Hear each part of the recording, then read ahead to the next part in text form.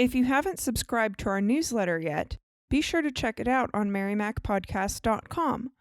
All previous issues are on the website under the newsletter page, so you can see all of the news from Merrimack Bakehouse and Standing Chimney, as well as all of the recipes that we've posted. To subscribe, just enter your email address in the subscribe box on the website, and you'll get the latest news straight to your email inbox every week. Again, that's the Merrimack Bakehouse newsletter on merrimacpodcast.com.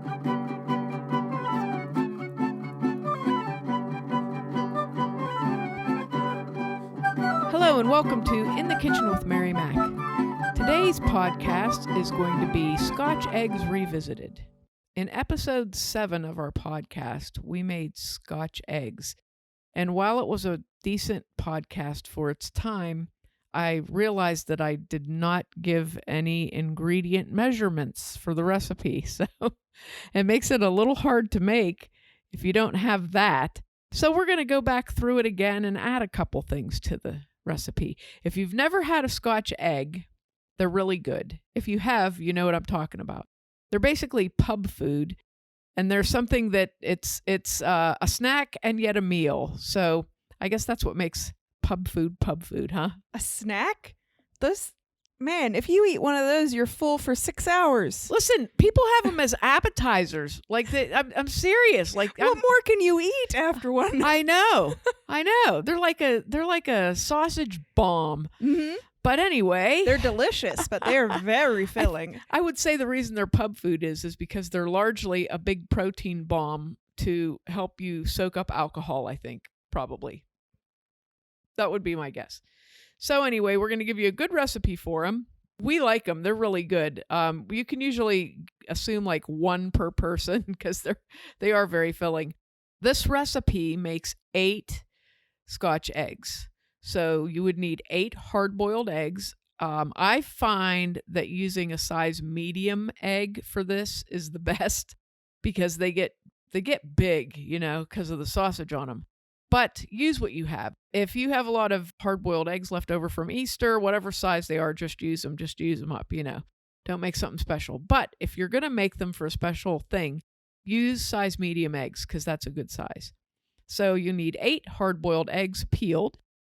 You need 2 pounds of bulk pork breakfast sausage. We used a nice local sausage from Beatty's Market.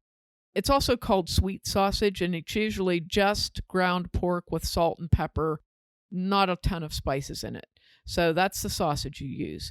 And you need it in bulk, which means just one big ground up glob of sausage.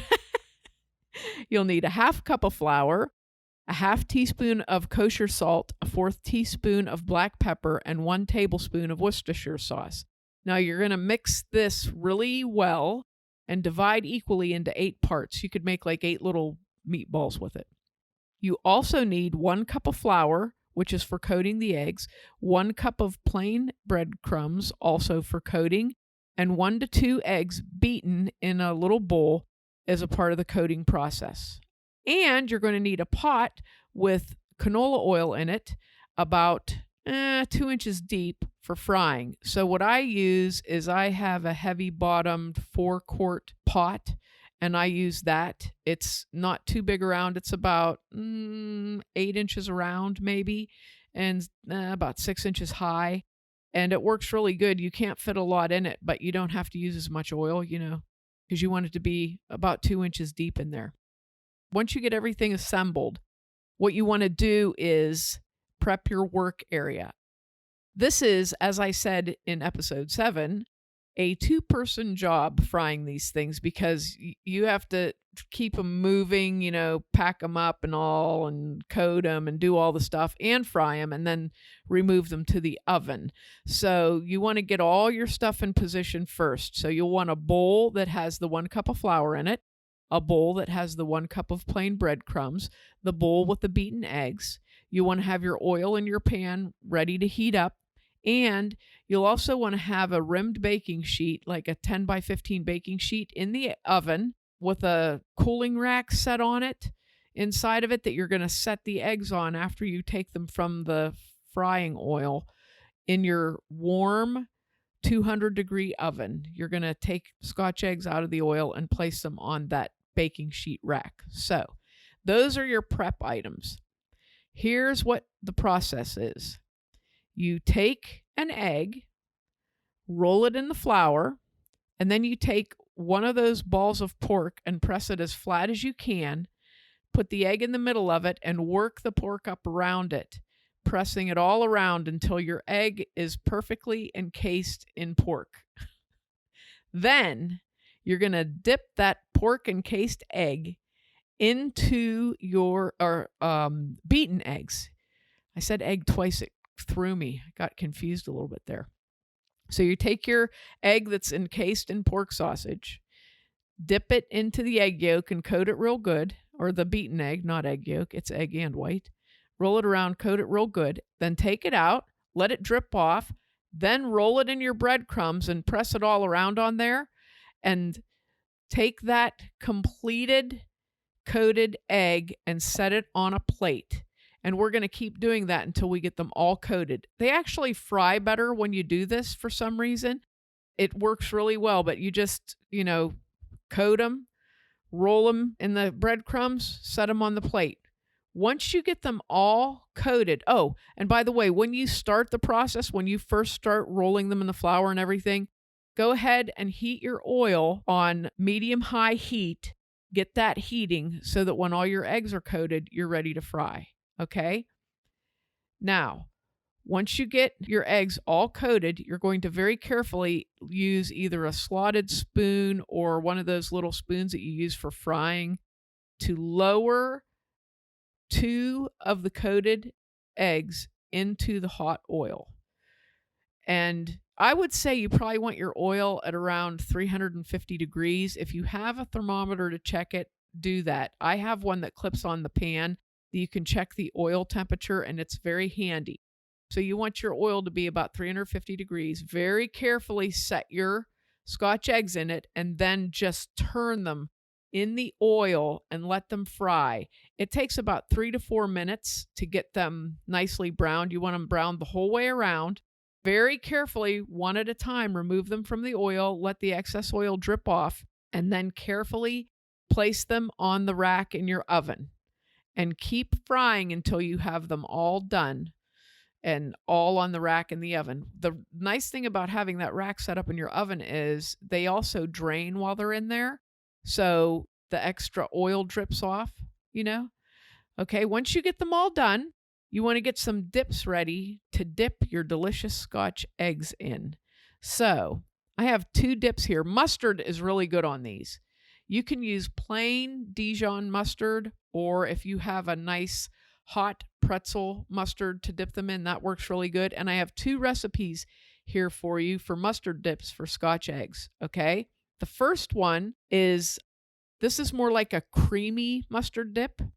It's 1/2 cup of mayonnaise, 2 tablespoons of Dijon mustard, 2 teaspoons of yellow mustard, 1 tablespoon of vinegar, 2 tablespoons of honey, and 1 tablespoon of your favorite hot sauce. Mix that all up and let it sit for a little while till the flavors meld, and then serve it with your Scotch eggs. It's very, very good.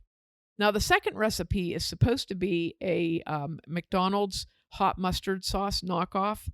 It kind of tastes like it a little bit, I guess, but it's still very good. It's just a good hot mustard dip. So you need, for this one, you need 1/2 cup of brown mustard, 2 tablespoons of corn syrup, 4 teaspoons of yellow mustard, 1 tablespoon of honey, and 1 teaspoon of red hot. Mix well and serve. And those are just 3 things you can use to dip your Scotch eggs in. Now, here's another tip for hard boiling your eggs. If you're not a good egg hard boiler, this is what I always do. It always works really well. My eggs always come out very nice. So you want to get a pot to hold the amount of eggs you're going to be boiling.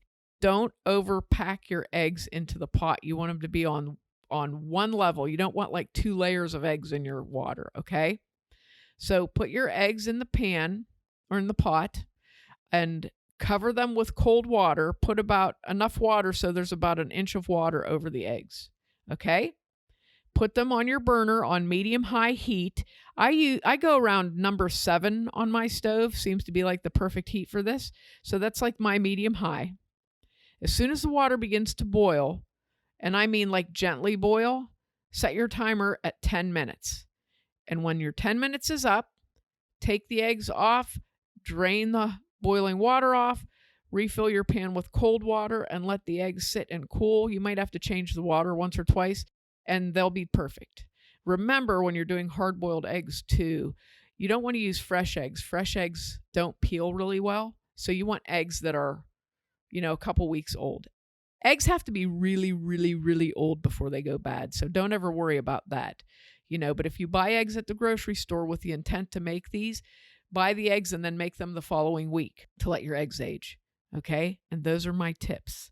And there you have the Scotch egg recipe of your dreams.